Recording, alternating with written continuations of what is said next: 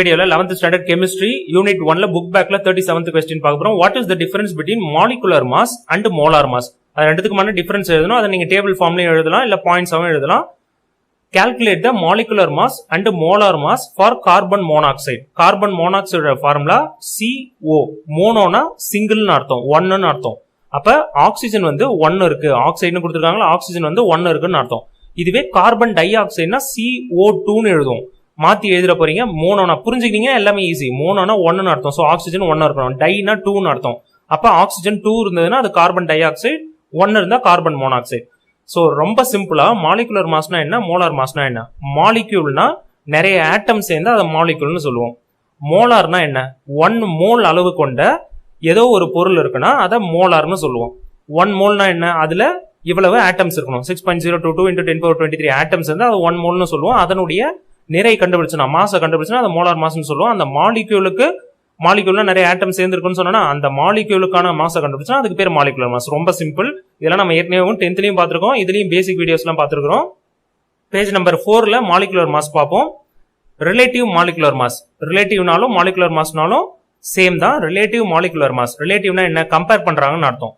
Is defined as the ratio of the mass of a molecule to the unified atomic mass unit. எதனோட ratio?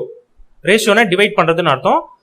ரிலேட்டிவ்னா எதனோட compare பண்றதுன்னு அர்த்தம். So எதனோட compare பண்றாங்கன்னா unified atomic mass unit, AMUன்னு சொல்லுவாங்க. இதுல ஃபர்ஸ்ட் லெட்டர்லாம் பாருங்க, AMU, 1 AMUன்னு சொல்லுவாங்க. சோ அந்த AMU கூட ஏதோ ஒரு மாலிக்யூலோடைய மாஸை நம்ம ரேஷியோ எடுத்தோம்னா, டிவைட் பண்ணி கண்டுபிடிச்சோம்னா அதை வந்து நம்ம ரிலேட்டிவ் மாலிகுலர் மாஸ்ன்னு சொல்லுவோம். இதெல்லாம் சம்லாம் பார்க்கும்போது ரொம்ப ஈஸியா புரியும்.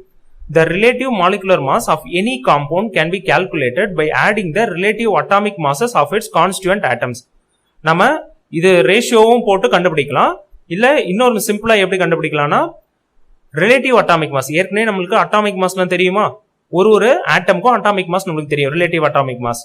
அந்த ஒரு ஆட்டமுக்கும் கான்ஸ்டியூண்ட் ஆட்டம்ஸ்னா அந்த மாலிக்யூல்ல உள்ள ஒரு ஆட்டம்னு அர்த்தம். கான்ஸ்டியூண்ட்னா அதனுடைய பகுதிகள், பார்ட்ஸ்ன்னு அர்த்தம். மாலிக்யூல்ல நிறைய ஆட்டம் இருக்குன்னு சொன்னா இப்ப கார்பன் மோனாக்சைடு, இதை வச்சே புரிஞ்சுப்போம்.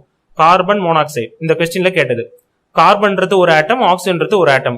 இந்த கார்பன் மோனாக்சைடுன்றது மாலிக்யூல். புரிஞ்சிருக்கும்னு நினைக்கிறேன்.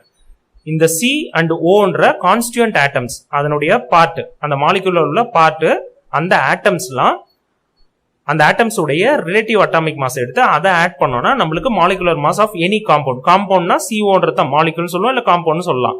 சோ அந்த காம்பவுண்டுக்கான மாலிகுலர் மாஸ் நம்மளுக்கு கிடைச்சிடும். இதனுடைய யூனிட் வந்து யூன்னு சொல்லுவோம். அதாவது அட்டாமிக் மாஸ் யூனிட்டை யூன்னு சொல்லலாம், இல்ல AMUன்னு சொல்லுவோம். அதுதான் யூனிட்னு ஒரு பாயிண்ட் எழுதிருக்கோம். இப்ப நீங்க இதை டேபிளா எழுதணும்னா இது வரைக்கும் ஒரு பாயிண்ட், இது வரைக்கும் இன்னொரு பாயிண்ட், யூனிட்டை இன்னொரு பாயிண்ட் எழுதிடலாம்.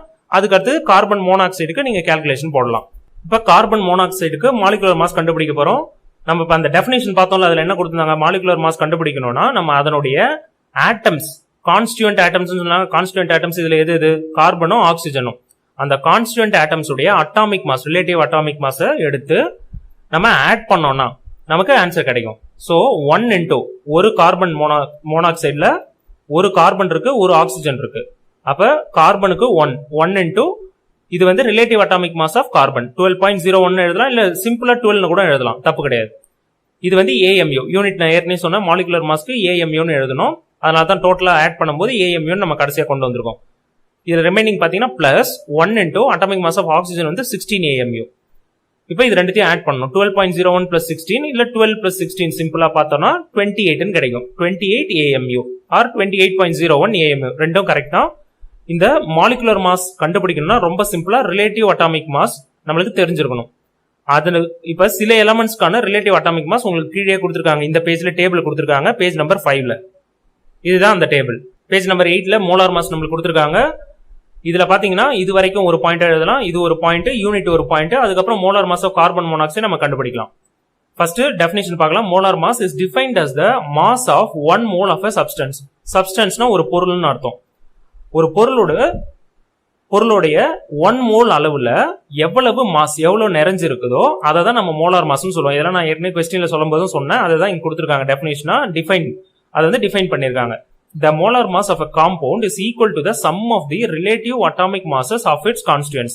நம்ம மாலிகுலர் மாஸ் பார்த்தோம்ல, அதே போல இருக்கு பாருங்க. ஒரு காம்பவுண்டுக்கு, ஏதோ ஒரு காம்பவுண்டுக்கு நம்ம மோலார் மாஸ் கண்டுபிடிக்கணும்னாலும் அதனுடைய ரிலேட்டிவ் அட்டாமிக் மாசஸ். கான்ஸ்டியூயன்ட்ஸ்னா அந்த கான்ஸ்டியூயன்ட் ஆட்டம்ஸ். இப்ப கார்பன், ஆக்சிஜன் அதெல்லாம் சொல்றோம்ல, அதுதான் கான்ஸ்டியூயன்ட்ஸ். அதெல்லாம் கான்ஸ்டியூயன்ட் ஆட்டம்ஸ். அந்த கான்ஸ்டியூயன்ட்னா பார்ட்ஸ்னு அர்த்தம், அதுல உள்ள பகுதிகள்னு அர்த்தம். இப்ப கார்பன் மோனாக்சைடுல என்னென்ன பகுதி இருக்கு? கார்பன் இருக்கு, ஆக்சிஜன் இருக்கு, அதுதான் சொல்றாங்க கான்ஸ்டியூயன்ட்ஸ். அதனுடைய ரிலேட்டிவ் அட்டாமிக் மாஸை ஆட் பண்ணணும். அதனுடைய யூனிட், மோலார் மாஸ் உடைய யூனிட் வந்து கிராம் பெர் மோல். இது ரொம்ப சிம்பிள். மாஸ்ன்றத கிராம்னு சொல்லுவோம். எதனுடைய மாஸ்? 1 மோல் ஆஃப் சப்ஸ்டன்ஸ் உடைய மாஸா?